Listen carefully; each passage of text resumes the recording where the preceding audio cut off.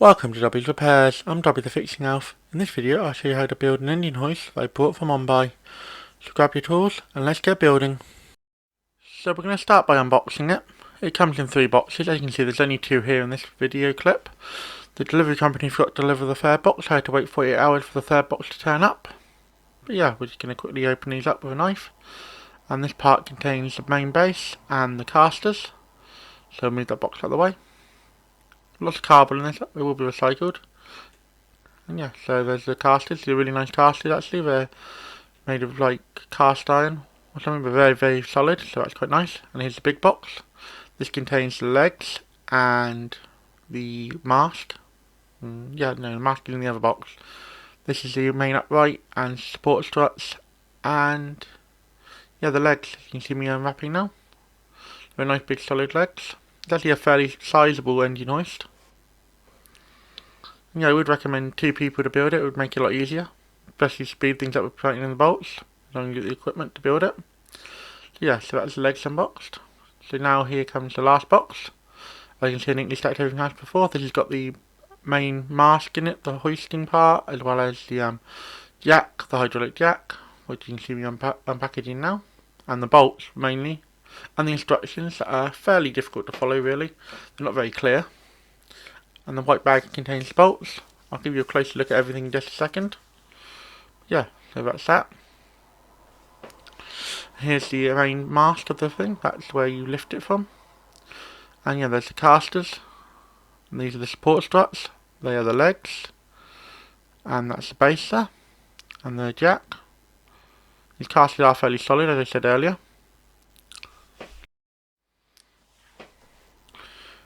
The most difficult part of this is sorting out the bolts. So sorting out everything. The 3 bolts that are all the same length are the ones I use for the lifting equipment. I'll go through them in a minute.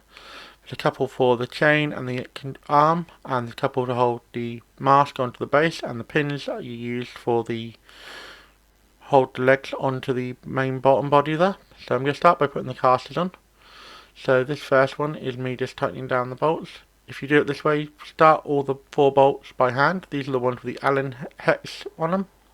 It's a 6mm Allen hex as well. But yeah, just use the little tool there to reach through. So you can actually for the caster, there it is. And you start the bolt by hand, and then once you get all 4 in place, you can tighten them down, and it makes it nice and simple really. If you do it without putting all 4 in, it can get misaligned and makes it quite difficult to actually get them on. You have to loosen up the other one. It's a bit of a nightmare. But yeah, if you just do it this way, it'll go on nice and easily. And yeah, just start tightening them down. These are 40mm, which is a bit of an odd size, but they tighten down quite nicely. So yeah, I've got the hex on the bottom, and I've got the ratchet on the top, as you can see. Yeah, just tighten these down. And yeah, just simply tighten them down. Again, I've really bought this end hoist to help me do some heavy lifting. I recently damaged my shoulder and makes it hard for me to lift heavy things. It will recover, but it's just going to take a bit of time, and I can't afford to be out of action for that long. And yeah, so we just tighten these down. It's fairly simple really, just tighten them down, line them up, tighten them down. And yeah, these are 6mm hex I said earlier, and the tops are 14. I've probably repeated myself, but you know, might as well let you know again. Yeah, once you get this down, it's fairly simple. Just tighten them down nice and securely. I have sped things up so you haven't got to sit through the whole process of me tightening them down. It did take a little while. And now there's 2 different size casters. The bigger ones that we've already put on the back there, and the slightly smaller ones are for the front of the body here. The main lift section of the lift, as it's called. Yeah, just tighten them down. These are actually held in by Phillips screws and the 14mm nuts as well. They do come in that little bag that I showed you earlier. And yeah, it's fairly straightforward. Just tighten them down, hold them with the Phillips. I'll show you a close up. They are recessed, so we've got little like circles cut out in the front, and they just tighten down nicely, so they're not proud or anything, so that doesn't affect the legs when you put them on. Yeah, they are fairly solid. It moves around fairly easily. I'll show you that later in the video. Yeah, it's pretty effective. I'm going to do the same again. And just tighten them down nice and easily. As you can see, I've got the camera on there. We'll see some of that footage later on. Yeah, just quickly tighten them down, as you can see. I really do need a shave and a haircut. It's amazing what you notice when you're watching yourself back on video. Yeah, just quickly tighten it down.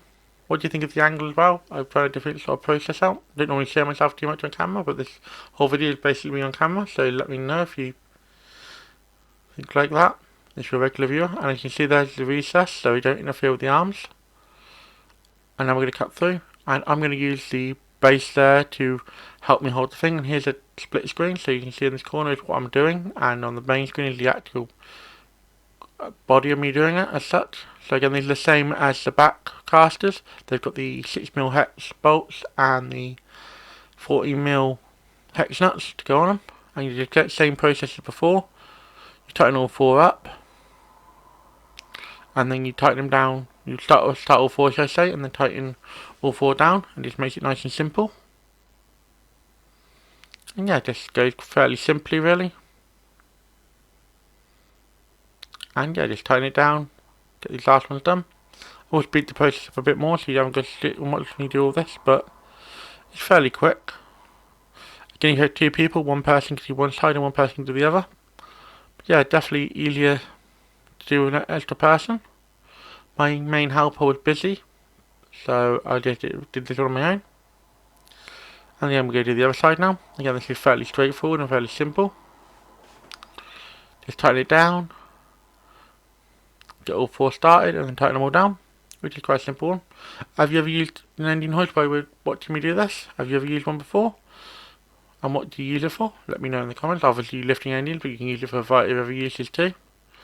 I mean, the first job this ending hoist has done is lift the gearbox back into place when I was doing a clutch job. That video will be coming very soon. And yeah, so now you pop the arm in and use the pins to lock it in place.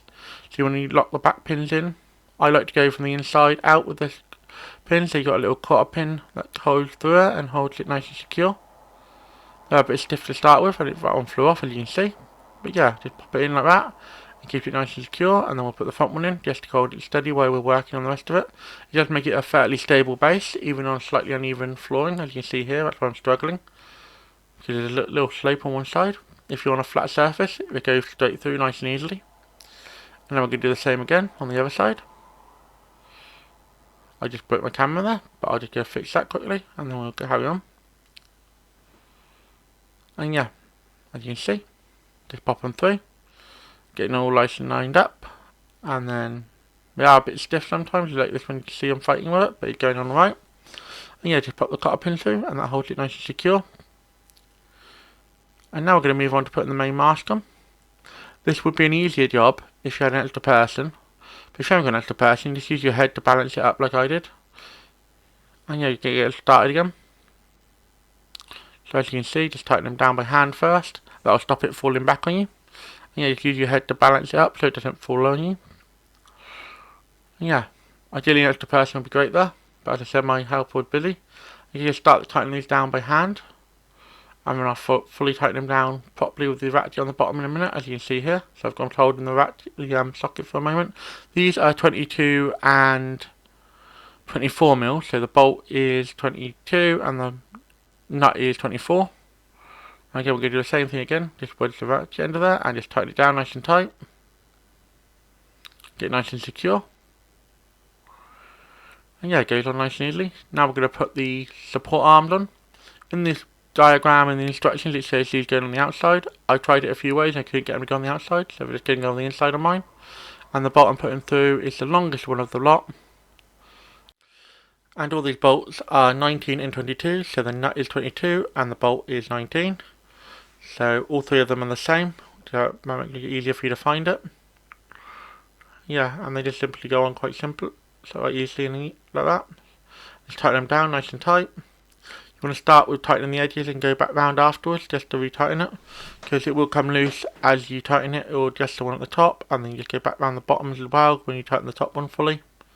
So it's a matter of just go around in circles and get it nice and tight. There we are. Fairly straightforward job, and they're now nice and secure. They just help bear the weight when you're lifting up. Now we're going to put in the top arm. I've taken out the slidey part. I'm going to put the bolt through. These are the three big ones. So the biggest, thickest ones, they are 22 and 24. And they are fairly thick. And they go for the whole chest. secure fairly nicely.